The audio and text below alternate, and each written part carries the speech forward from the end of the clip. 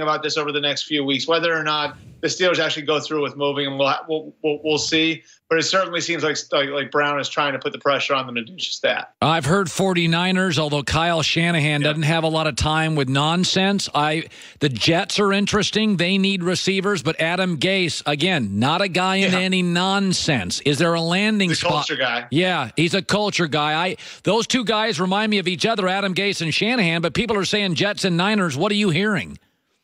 Well, I think that the Niners should certainly be in play and that they're looking to build an offense the way that Kyle had it all those years ago in Houston, like the one he had in Atlanta a couple years ago. And that offense demands that you have some sort of explosive weapon who can take the top off of a defense.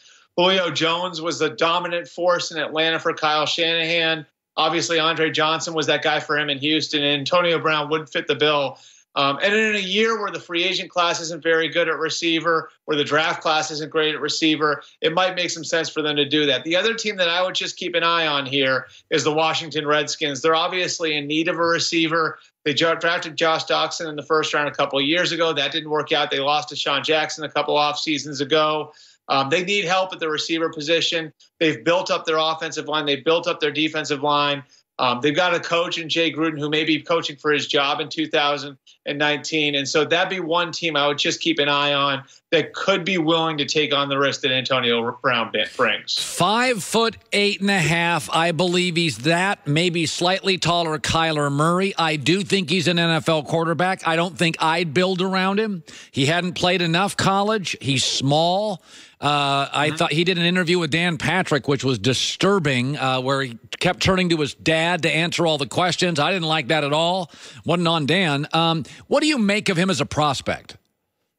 Well, if he was 6'4" and 225 pounds, the feedback I'm getting is that he'd be the first overall pick. But he's not that, and he's not close to that. And this is really stretching the outer limits of how far you're willing to go. I mean, look at Baker Mayfield. He was short, not as short as Kyler, but he wasn't small. Russell Wilson was short. He wasn't small. This guy is short and small. And if you follow me here, there is an issue with that as far as his ability to hold up beyond just this vision of the field and that sort of thing. If you want to make Kyler Murray work, you're going to have to play offense a certain way. You're going to have to move the pocket. You're going to have to get him on the run a little bit. If you do that, you're going to get him hit. If you get him hit, is he going to be able to hold up?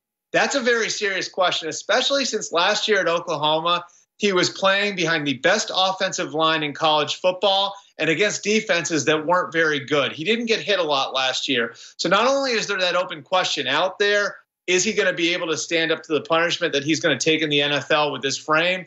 There's also almost no evidence of him taking hits in college. Yeah. And so that question's a very, very real one, and one that I think that every NFL team that's considering him needs to pay attention to. By the way, his agent's Eric Burkhart. That is Cliff Kingsbury's agent, the coach of Arizona. I'm seeing various reports on that. I will say this. The Arizona Cardinals have a bad O-line. It's a little old and unathletic. Yep. And Rosen's, they cannot take a beating, and you can't turn that thing around in a year. I could make the argument that a way to solve that dilemma is get a mobile quarterback and, ship Rosen off. One report said to New England, because Belichick liked him to be a backup for a couple years. That whole Patriot, Rosen, Murray, what do you make of it? Well, let me just put it, let's just start with what you said about their current state of affairs. If you're drafting a quarterback first overall, Colin, I don't think you get too wrapped up in what's going on this year, what's going on next year. I mean, these are franchise-shifting decisions. This is a 10 to 15-year decision that you're making when you draft a quarterback that high. So I just don't think you can be that wrapped up in where you are as currently constituted when you make a decision like that. That said, I do know there are some people in the Cardinals building who aren't completely sold on Josh Rosen. And what he did in 2018 didn't do a whole lot to move them off those positions. And so I don't think that there's 100% agreement within the Cardinals organization that this is the guy for the next 10 or 15 years for him. Additionally, Cliff Kingsbury has always been a guy who's been able to work with different quarterbacks. For all of his flaws at Texas Tech, look at the different guys he's worked with. He worked with Johnny Manziel at Texas A&M. He goes to Texas Tech. He had Davis Webb, who's a bigger quarterback who can't move real well. He had Baker Mayfield. He had Pat Mahomes. He's been able to work with different types of quarterbacks. He's been effective with different types of quarterbacks. So when people say, well, is this guy or that guy a Cliff Kingsbury type of quarterback? I think Cliff Kingsbury is actually pretty adjustable in what he wants. And so I think a lot of this boils down to what Cliff Kingsbury individually, what his assessment of Josh Rosen is. If he likes Josh Rosen, you know what you do? You sit there with the #1 overall pick. You see if you're Kyler Murray, you're Dwayne Haskins, you're Drew Lock. You see if those guys rise to the point where there's going to be real value for the #1 overall pick.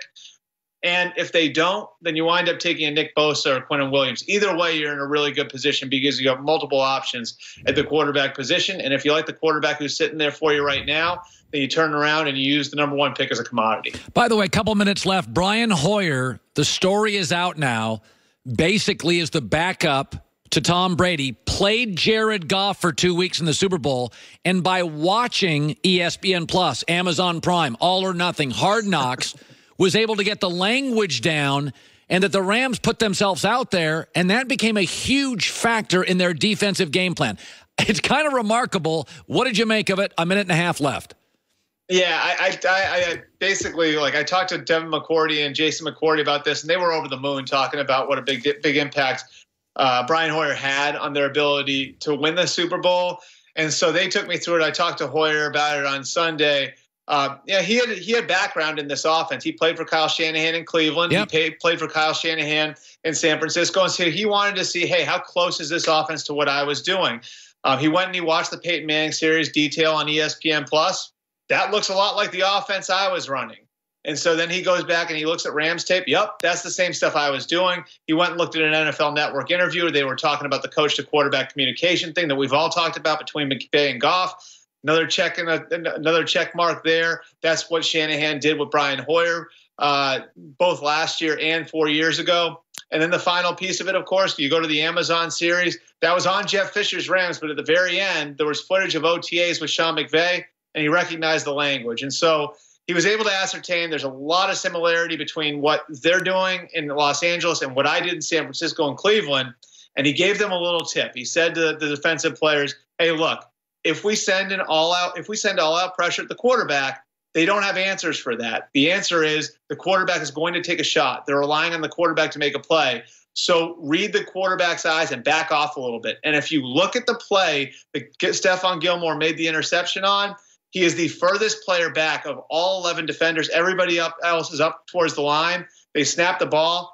Gilmore's eyes aren't on Brandon Cooks. His eyes are on Jared Goff. He's watching Jared Goff the whole time, and he fielded that ball like it was a punt. I thought it was a really interesting way of explaining how the Patriots get the most out of every roster spot. And remember, Brian Hoyer landing there, Colin, was a result of the Jimmy Garoppolo trade. So maybe in a certain way, the Patriots got a little more out of that Garoppolo trade than's right there on the surface for you. Great stuff. Got to run. Albert Breer, Monday Morning Quarterback. Thanks for telling the story, and thank you, bud. Thanks, Colin. Third hour coming up. 18 stem enchanted rose medley, $29.99 or 24 assorted roses for $10 more. Go to 1-800.